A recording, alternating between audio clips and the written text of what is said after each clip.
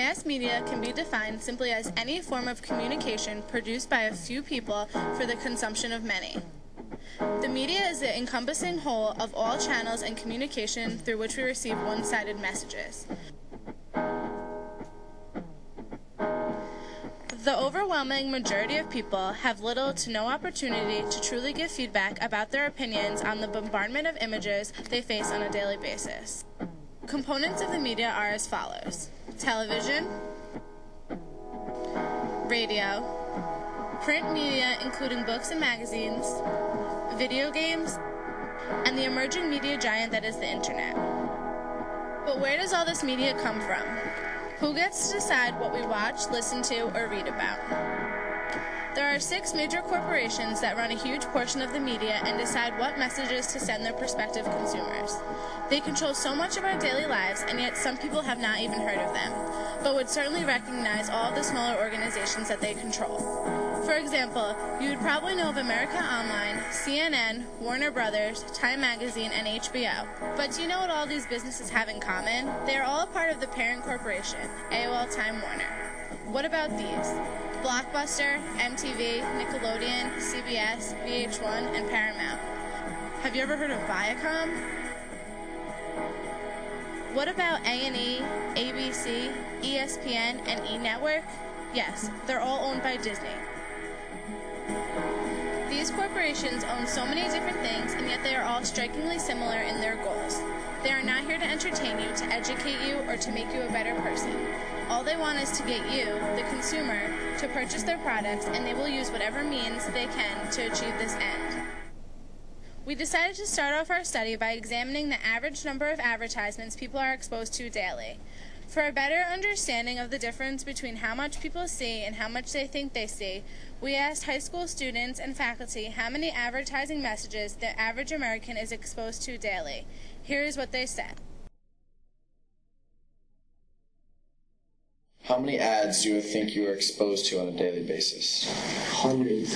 Like 1,000. 415. Roughly like 1,000. Probably like 15 and 20. 200. 1,000. 250. 600. 500. 350.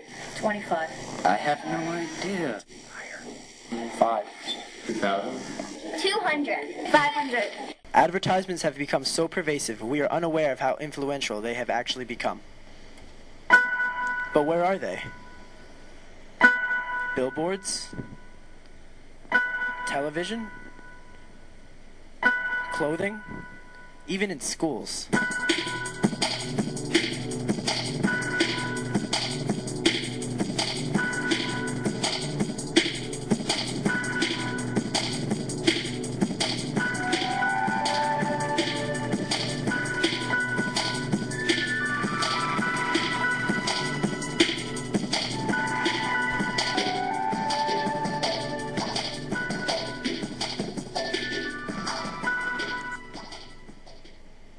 The media not only has a powerful effect on the way we view the world, but also how we tend to view ourselves. The actual number of advertisements that the average American is exposed to on a daily basis is 3,000. How can we possibly ignore that many ads? The answer is awareness.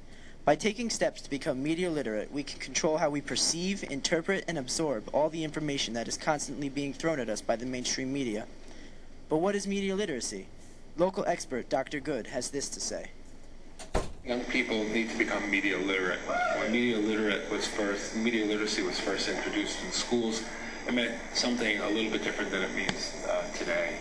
Initially, media literacy meant training students, young people, to, when they watch television or a movie or an advertisement in either of those media, understanding how the message was constructed, why it was constructed that way, and what its intended effects are. Basically so they could arm themselves against manipulation and exploitation that they didn't welcome. Today, media literacy implies that, but also another important component. The first description of media literacy is essentially a negative one, where you're fending off some sort of nefarious influence. The newer and more positive definition of media literacy is sort of what you're doing in your classes, which is creating alternative media that, again, on one hand, help viewers deconstruct how conventional or mainstream media is put together, and on the other hand, provide an alternative. One aspect of the media which is worthy of examination is the way media imagery affects how we view ourselves.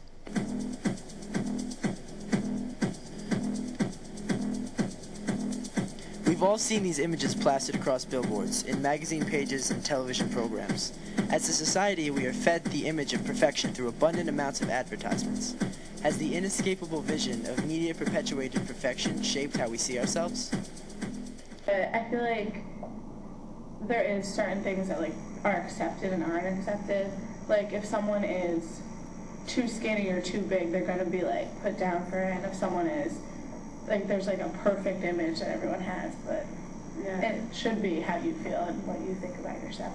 By age 12, girls begin to get implied messages from the media and society that they're supposed to be quiet, nice, thin, and preferably blonde.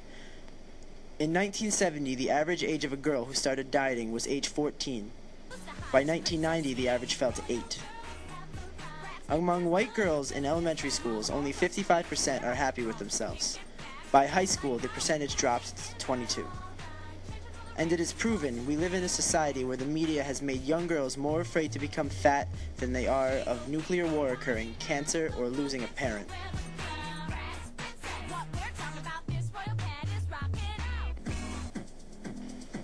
The average female model is 5 feet 9.5 inches tall and weighs 122.8 pounds.